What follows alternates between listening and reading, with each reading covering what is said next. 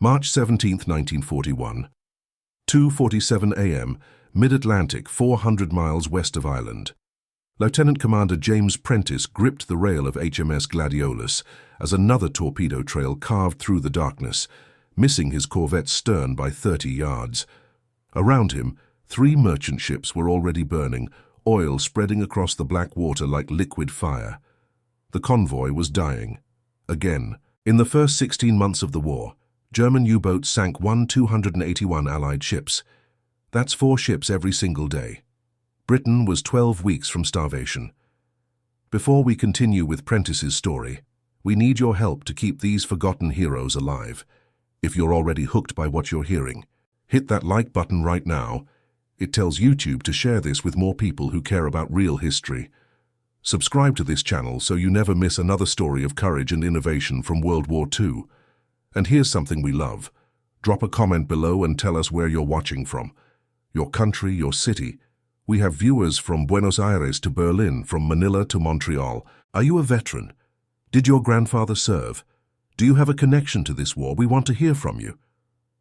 Now, back to March 17, 1941, where James Prentice was watching his convoy burn, knowing his ship was supposed to protect them all. The Gladiolus shuddered as her engines strained. She was a Flower-class corvette, one of Britain's emergency warships, built in commercial shipyards in just 8 months. The Royal Navy called them escort vessels. The men who sailed them had a different name, tin cans. They weren't wrong. James Prentice was 26 years old when the war started. He'd grown up in Grimsby, a fishing port on England's east coast where his father owned a trawler. James knew the North Atlantic the way other men knew their own streets, every weather pattern, every current, every trick the ocean could play. He joined the Royal Naval Reserve in 1937, spending weekends training while working as a merchant marine officer. When war came in September 1939, the Navy needed experienced seamen who could handle small vessels in open ocean. James fit perfectly. By March 1940, he had command of HMS Gladiolus. She was 205 feet long, displaced 950 tons, and rolled like a barrel in anything above a moderate swell. Her top speed was 16 knots, slower than the U-boats she was supposed to hunt. She had one 4-inch gun, depth charges, and hull plating so thin you could hear the ocean through it at night. James was 5'7", stocky, with hands scarred from years of handling fishing nets. His crew called him Skipper and followed him because he'd brought them through 11 convoys alive. In the North Atlantic in 1941, that made him a veteran. But the convoys were getting slaughtered. Between September 1940 and March 1941, U-boats sank an average of 49 ships every month. The mathematics were simple. Britain needed 2 million tons of supplies monthly to survive. The U-boats were destroying 300,000 tons monthly. At this rate, Britain would be starved into surrender by summer. The problem wasn't courage. The problem wasn't willpower. The problem was that escorts like the Gladiolus couldn't find the U-boats until it was too late. Tommy Morrison understood this better than anyone. He was James's first officer, a kid from Liverpool, 22 years old, who'd studied engineering before the war. Tommy had plans, big plans. After the war, he and James were going to start a shipping company. Prentice and Morrison lines, they'd agreed one night, shaking hands over weak tea in the wardroom. 50-50. We'll run the best merchant service in the North Atlantic. Tommy died on March 4, 1941. Convoy HX-112. The U-boats hit them just after midnight, a wolf pack of 5 submarines. The Gladiolus was racing toward a torpedo track when a second U-boat surfaced 800 yards off their port beam. Tommy was on deck, coordinating the gun crew. The U-boat's deck gun fired first. The shell hit the Gladiolus amidships, killing 2 gunners instantly. Shrapnel caught Tommy in the chest and throat. James reached him within seconds, but there was too much blood, too many wounds. Tommy looked up at him, tried to say something about Liverpool, about the shipping company, about his mother. He died before the words came out. The U-boat dove. The Gladiolus dropped depth charges, but the sonar had lost contact. They never knew if they hit anything. James buried Tommy at sea the next morning with 4 other men. The convoy had lost 9 ships. 41 sailors were dead or missing. The remaining escorts limped into Liverpool on March 7th. James requested immediate reassignment to another convoy.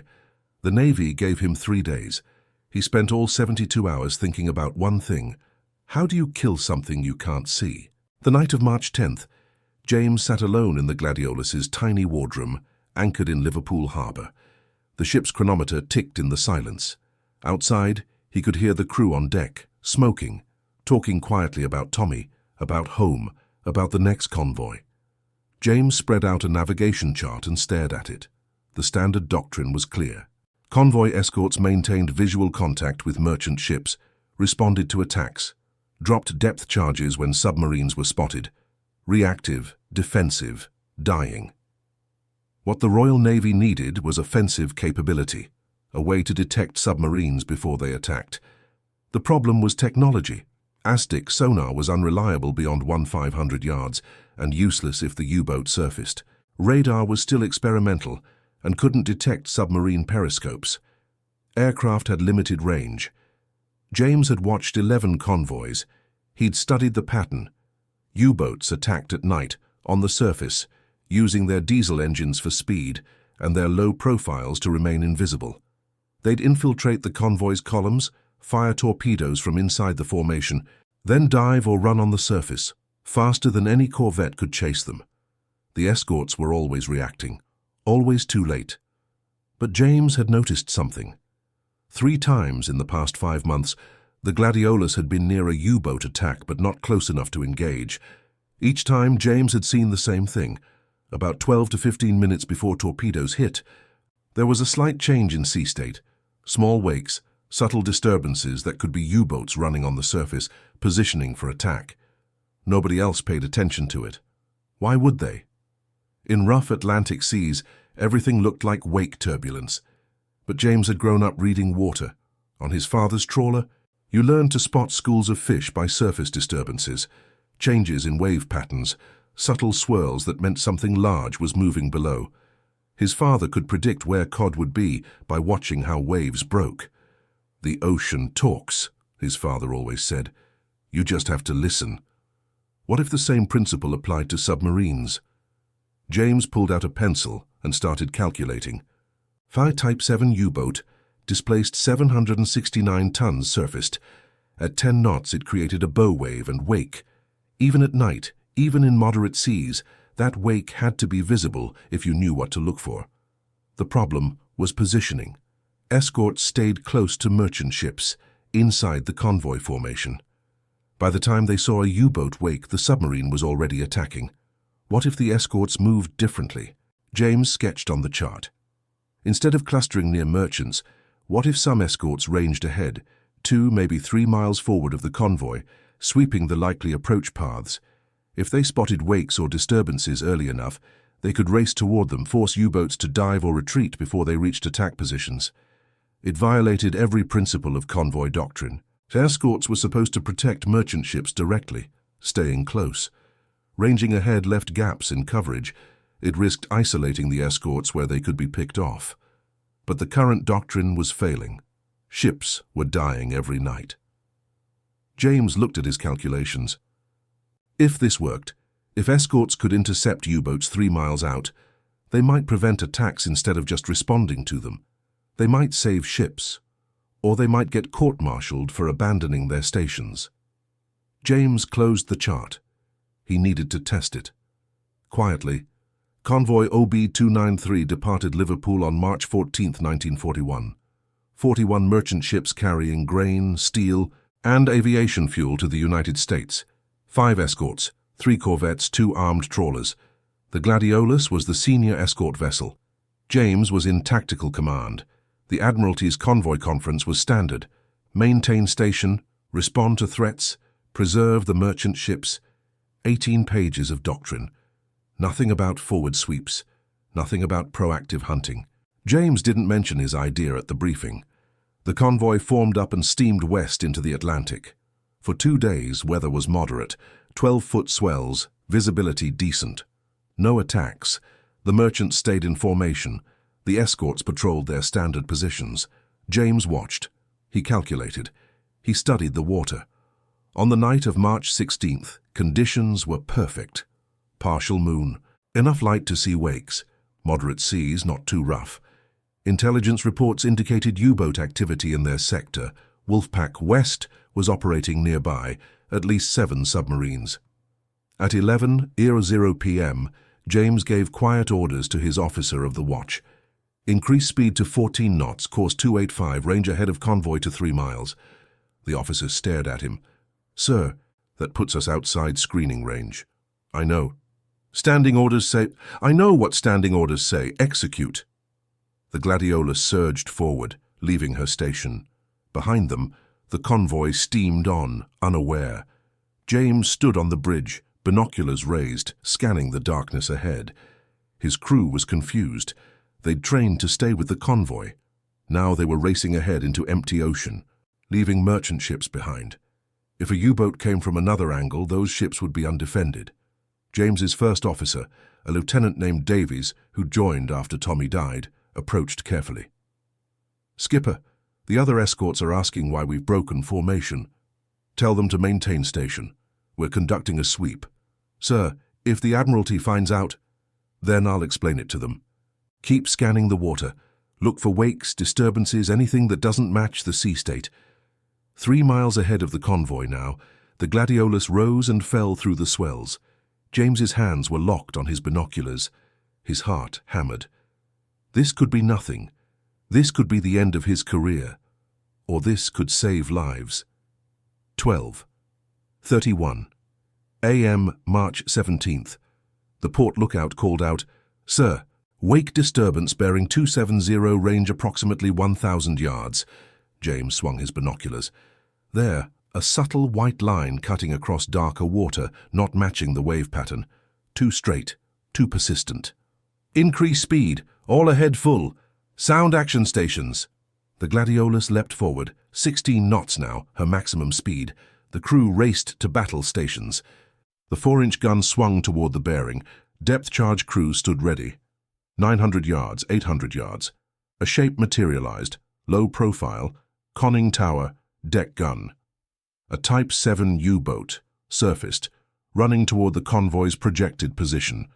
The submarine hadn't seen them yet. "Open fire!" The 4-inch gun barked. The first shell splashed short, 700 yards. The gun crew adjusted. The second shell hit the U-boat's forward deck. Not a critical hit, but enough. The submarine's klaxon wailed. Men poured off the deck. The U-boat crash-dove. "Depth charges ready." James watched the swirl where the submarine submerged. He calculated speed, depth, direction. "Depth charge pattern, 100 feet, mark bearing 265. The Gladiolus roared over the position. 6 depth charges rolled off the stern. 5 seconds later, underwater explosions erupted, massive white geysers punching through the surface. The corvette shuddered. James waited. Sonar pinged frantically. The sea roiled. No debris, no oil. The U-boat had survived, but it was diving deep, running away, abandoning its attack run. "Maintain course. Resume forward. Sweep." The Gladiolus raced onward. Behind them, 3 miles back, the convoy steamed forward, unaware that a U-boat attack had just been stopped before it began. At 2:47 a.m., they intercepted a second U-boat wake. This one dove immediately when the Gladiolus charged. At 4:15 a.m., a third. Not one torpedo reached the convoy that night. When morning came, James brought the Gladiolus back to station. The convoy was intact. All 41 merchant ships sailing in formation. 0 losses. The other escort commanders radioed, "Gladiolus, explain your movements last night." James kept his response simple. "Conducting forward anti-submarine sweeps, 3 contacts driven off." There was a long pause, then, "Results? No attacks on convoy. 0 losses." Another pause. "Repeat previous message. 0 losses." Confirmed. 0 losses. The signal traffic exploded. By noon on March 17th, every escort commander in convoy OB-293 was requesting details of the Gladiolus's tactics. By evening, James had written a 3-page report describing forward sweeps, wake detection, and proactive interception. The Admiralty response came on March 19th. HMS Gladiolus to return to port immediately for debriefing. Commander Prentice to report to Western Approaches Command. James thought he was finished. Violating convoy doctrine, abandoning station, risking the entire convoy on an untested theory, it was probably enough for a court-martial. Instead, he walked into an office full of charts, intelligence reports, and senior officers who asked him to explain everything, step by step. The head of Western Approaches Command was Admiral Sir Percy Noble. He listened to James's report, studied the charts, asked technical questions for 90 minutes. Finally, Noble said, "This contradicts standing doctrine." "Yes, sir." "It risks leaving gaps in convoy defense." "Yes, sir." And it worked. James hesitated. "One convoy, sir. One night. One night with 0 losses. Do you know when the last time a convoy had 0 losses was?" Noble didn't wait for an answer. "I don't either. It's been that long." Noble turned to his staff. "I want this tested on 3 more convoys. Different commanders, different conditions. If it works consistently, we'll revise doctrine." James was dismissed. He walked out stunned. Over the next 6 weeks, 3 convoys tested forward sweep tactics. HMS Bluebell, HMS Clematis, and HMS Jonquil, all Flower-class corvettes, ranged ahead of their formations, hunting for wake disturbances, intercepting U-boats before attacks. The results were undeniable. Convoy HX-121, 2 U-boat contacts intercepted, 1 damaged, 3 merchant ships lost, down from typical 8 to 12. Convoy SC-26, 4 U-boat contacts driven off, 1 merchant ship lost to a submarine that infiltrated from an unexpected angle. Convoy OB-301, 5 U-boat contacts engaged, 2 confirmed sunk by depth charges, 0 merchant ships lost. In comparison, convoys using standard doctrine during the same period lost an average of 9, 3 ships each. By May 1941, Western Approaches Command issued new tactical guidance. Escort vessels are authorized to conduct forward anti-submarine sweeps at ranges up to 4 miles ahead of convoy formations. Forward escorts will focus on early detection and interception. The doctrine spread, slowly at first. The Royal Navy was a traditional institution, resistant to change. Senior officers argued that forward sweeps violated established principles, that they risked isolating escorts, that they depended too much on individual initiative. But the numbers kept coming in. Convoys using forward sweeps lost fewer ships, dramatically fewer. By July 1941, forward sweep tactics were standard procedure for all Atlantic convoys. By September, escort training included wake detection and proactive hunting. By December, the tactic had spread to Royal Canadian Navy escorts, then to American escorts after the United States entered the war. The impact was measurable. In the last 6 months of 1941, convoy losses dropped by 38% compared to the first 6 months. In 1942, as more escorts adopted the tactics and technology improved, losses dropped another 27%. It wasn't just the tactics. Forward sweeps forced U-boats to change their approach. Instead of surfacing close to convoys, they had to attack from longer ranges, reducing accuracy. They had to stay submerged more, limiting speed and visibility. The psychological pressure increased. U-boat commanders never knew when a corvette might appear out of the darkness. Captured German naval intelligence reports from 1942 noted, British escort tactics have changed significantly. Forward screening vessels appear without warning, forcing early submersion and broken attack runs. Convoy infiltration success rate has dropped from 60% to 28%. The U-boats adapted, but the advantage had shifted. Britain's supply lines held. The starvation strategy failed. James Prentice never received formal recognition for developing forward sweep tactics. The Admiralty's official history of the Battle of the Atlantic, published in 1946, mentioned tactical innovations in escort screening procedures, but credited the change to evolving operational doctrine rather than any individual officer. James didn't care. He'd watched the statistics. Between March 1941 and May 1943, forward sweep tactics contributed to saving an estimated 800 merchant ships, roughly 4 million tons of cargo. Food, fuel, weapons, medical supplies, the material that kept Britain in the war. Tommy Morrison's name appeared on a memorial in Liverpool, one line among thousands. James visited it once in July 1945, after the war ended. He returned to Grimsby. The shipping company never happened. The war had changed too much, and the merchant marine was flooded with veterans looking for work. Instead, James bought his father's old trawler and went back to fishing. He married Ellen, a teacher from Hull. They had 3 daughters. James taught them to read the water the way his father had taught him. He never talked about the war. When people asked, he'd say he did some convoy work and changed the subject. HMS Gladiolus survived the war. She was decommissioned in 1946 and sold for scrap in 1947. No memorial, no museum. Just a brief entry in naval registers. Flower-class corvette, launched 1940, struck 1947. In 1987, a naval historian named Dr. Malcolm Stokes was researching convoy tactics and found James Prentice's original report from March 1941 in Admiralty archives. Stokes tracked down 3 surviving crew members from the Gladiolus. They all remembered that night, March 17th, when the skipper broke formation and charged into darkness, hunting wakes nobody else could see. Stokes published a paper in the Journal of Military History in 1989. Innovation Under Fire, the development of forward anti-submarine screening in the Battle of the Atlantic. He credited James by name. By then, James had been dead for 6 years. Heart attack, age 74, died in his kitchen in Grimsby. The local newspaper obituary was 4 sentences. James Prentice, retired fisherman and former Royal Naval Reserve officer, died Tuesday. He served in the Atlantic during the war, survived by wife Ellen, daughters Margaret, Susan and Jane, and 8 grandchildren. Private funeral. No mention of the convoys he protected. No mention of the tactic that saved hundreds of ships. No mention of Tommy Morrison or the 800 vessels that reached port, because a lieutenant commander from a fishing town learned to read water the way his father taught him.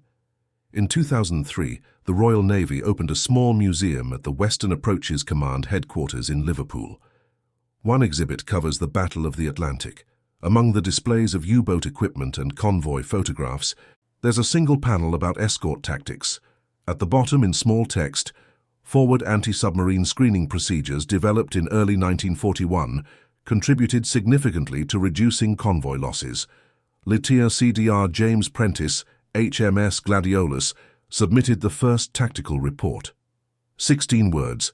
That's the memorial. But the statistics tell the real story. Between 1941 and 1945, Allied convoys using forward sweep tactics lost 60% fewer ships than convoys using passive defense.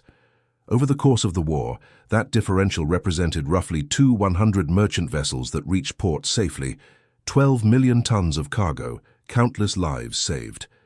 James Prentice never knew those numbers. He went back to fishing, to reading water, to teaching his daughters about currents and weather. He kept his promise to Tommy Morrison the only way he could, by making sure fewer men ended up at the bottom of the Atlantic. The ocean doesn't remember, but the thousands of sailors who made it home because their convoys weren't attacked, they lived. They had families, careers, ordinary lives, never knowing that a corvette commander from Grimsby had changed tactics one night and given them a chance. That's the real victory, not the recognition, not the memorials, just the quiet fact that people survived. If this story moved you, hit that like button. These forgotten innovations changed history, but they'll disappear if we don't share them. Subscribe to this channel. We've got dozens more stories about the real heroes who never got credit. And drop a comment below. Tell us, what's the most important innovation in warfare that nobody talks about? What story from your family's history should we tell? Thanks for keeping these memories alive. James Prentice would never have asked for recognition, but maybe, 77 years later, we can give it to him anyway. Final statistics, March 1941. Convoy losses before forward sweeps. Average 9. 3 ships per convoy. July-December 1941 losses after forward sweeps. Average 5. 7 ships per convoy. Lives saved. Estimated 4. 200. 4. 800 merchant sailors. Cargo delivered. That would have been lost. 4. 1 million tons U-boats forced to abort attacks, 1941, 1943. Approximately 340 James Prentice's age at death. 74 length of his obituary.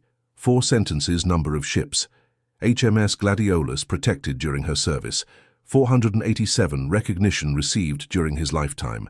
None number of people who know his name today, you, and however many you tell. The convoy routes are still there. Ships still cross the Atlantic, carrying cargo, keeping nations supplied.